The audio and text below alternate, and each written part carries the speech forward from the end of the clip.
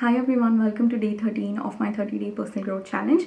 Today is Sunday, it's June 14th, and every Sunday I do a weekly review for the week that's passed by.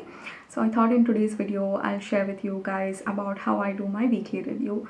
And I feel weekly reviews are really important just because we set all this like New Year's resolutions, monthly goals and all of it. It's quite common that we give up on these goals after a certain period of time. So I think for New Year's resolutions is about like 3 months. By end of 3 months, most people give up on their New Year's resolutions. And for monthly goals, based on my experience, I've noticed that for the first 5 days, I'm super motivated to work on the goals, and then slowly I start like losing interest and I'm not motivated as I was when I started. And these weekly reviews helps me like ensure that I am working on my goals, I'm taking the action that's needed, and also to acknowledge myself for the effort that I'm putting in. So I thought I'll share with you how exactly I'm doing my weekly review, and I'll share with you like what I have written for the past week, because it might be helpful if you're new to this and if you're just starting out like this whole like review thing, you'll get an idea about what you can write. And the weekly review that I do is a part of my ink bucket planner. And let me just mention this, you don't need to have a planner, this planner or any planner in order to do this review. Just make a note of these questions and you can do it in an empty notebook. So this weekly review is divided into 3 sections, and the first section is like kind of looking at your past week, seeing what your highlights are, what did you achieve, what are the things that you're proud of, and did you have any accomplishments. And for last week I have written completed the website content project in time, recognized the reason for procrastination and dealt with the situation well, practiced yoga on all the days. If you've seen my last 2 videos, you would know that I was working on a project and I was procrastinating on it. So I'm really happy about how I dealt with this situation. I wasn't too hard on myself, I didn't beat myself up. And if you're thinking like you're procrastinating because you're lazy, it's not true. Just go ahead and watch that video to find out like why you might be procrastinating. So I'm really proud of myself and I'm so happy that I completed that project in time. And another thing that I did was I practiced yoga on all the days. So I've been practicing yoga consistently from December of last year, and there were weeks wherein I would practice yoga for like 5 days. There were weeks when I did it for 3 days, and this time I did it for all the 7 days. So I'm really happy about that. And the next question in this is, what did not go as per the plan? For me, 2 things did not go as per the plan this week. One of which is filming these videos. I am doing this challenge for a particular reason, and I noticed that because of this project that I was working on and I was procrastinating, I noticed that I did not film like on all the days, and I don't like that. I do want to film it.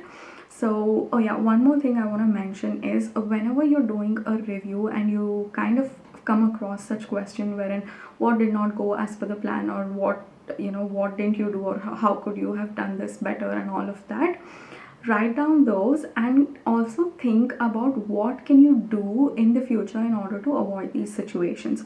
So for filming videos, I have written that I'm gonna schedule a separate time in the upcoming week to film these videos. So right now how I do this is that whenever I'm free, I just like open my camera, I film these videos and I shut it. And then later in the day when I'm free, I come back and I edit these videos, and then again like I schedule it. It's scattered like throughout the day. And for next week, I'm thinking if I set aside a particular time wherein I film, edit and schedule, do all of this like consecutively, it'll be really helpful. And also I want to do it at a fixed time, say like 2 o'clock in the noon. I'm gonna film like 2 to 3, I'm gonna film, edit and schedule.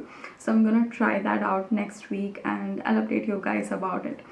And another thing that did not go as per my plan is my sleep schedule. One of the reasons was this project that I was working on, because I had procrastinated for a day, the time got crunched and I had to like put in extra time, so I had to sacrifice my sleep there. And also there were days wherein I was on a call with my friends like for a long period of time and it was pretty late in the day. so late in the night. So I want to like see what I can do about it. And I was thinking if I go to bed by 11:30 in the night, I can fall asleep by 12 o'clock, and I usually wake up around 7 in the morning, so I get at least 7 hours of sleep. And the next question in this section is, when did you feel most in tune with yourself? And I have written here, when I go on walks without electronics. So there were few days in last week wherein I went on walks without listening to music or without like clicking pictures when I go on walks, you know, and all of that. And that I felt like it just felt nice. I really felt present. And the reason I love this question is that it helps you recognize what activities that you enjoy the most, so that you can, you know, in the upcoming weeks you can set aside time to work on these particular activities. So this is section 1. And section 2 is about your financial stuff. You know, we have all these dreams and goals and all of it, and these things need some financial resources for you to execute them. And this section helps me kind of just to ensure that I'm not spending money on unnecessary stuff, and I'm saving up for the things that I actually need and want. And this is very simple. I just look at my bank statement for the past week, and I make a note of all the things that I've spent my money on. So you can see here for this week I just spent my money on some of these stuffs. And this is the second section. And the third section is called Dreams for the Week. I really love this section because it helps me enter a new week with a good intention. If you've been working in a corporate office, you know this concept called Monday blues. And I kind of try to stay away from such statements, because I don't want to look at Monday, or I don't want to look at beginning the week with that kind of feeling. So I really love this section. It helps me enter the week with good intentions. And here you can answer this question, like write down exactly how you want your next week to be like. And I have written here, I want to end my work day by 5 p.m. and spend time in hobbies and other leisure activities, and also go for walks every day without music. I've been working for the past few days, I think till about 9 in the night, and I kind of want to avoid that. In between I do take breaks, like I do other work stuff and all that, but right now I've noticed that I don't really have any hobbies. So I want to kind of end my work stuff by 5 in the evening and spend time on things that I just enjoy and do it for no particular reason. And also I've written that go for walks every day without music. So, you know, in one of the sections I wrote like, when do you feel most in tune with yourself? So that question like helped me recognize that I really enjoy that activity, and in the upcoming week I want to incorporate more of it.